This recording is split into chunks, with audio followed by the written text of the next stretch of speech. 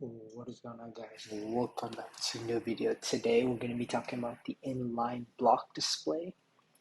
So the third value for the display property is the inline block.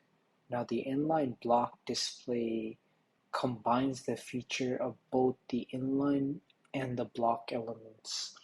Now what I mean by inline block elements is these blocks can appear next to each other, and we can specify their dimension using the height and width properties.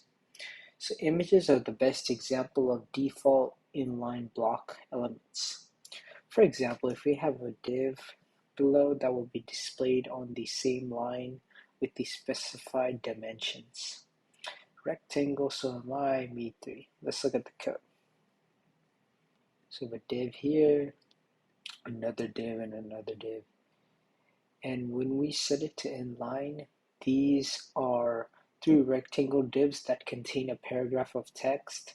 The dot rectangle divs will all appear in line, provided there is enough space from left to right with a width of 200 and a height of 300, even though the text inside of them may not require that many pixels of space. So let's go and fix the display of the list elements in the menu at the top of the page. So set the display property of the li. So li is going to be down here. Here we go, right here. All right. And then we can simply put the display inline block.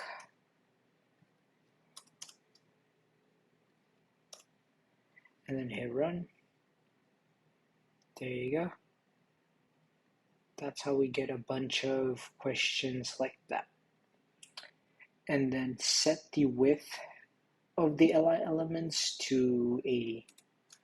So we're going to set the width to 80 pixels. And it should have more spacing there. So it looks a lot nicer there. And it's not really just clumped up together. Now we can reduce the offset of the welcome section.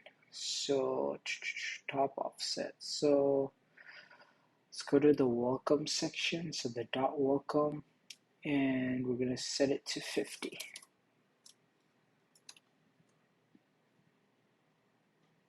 And there you go. Finally, it looks fixed, right?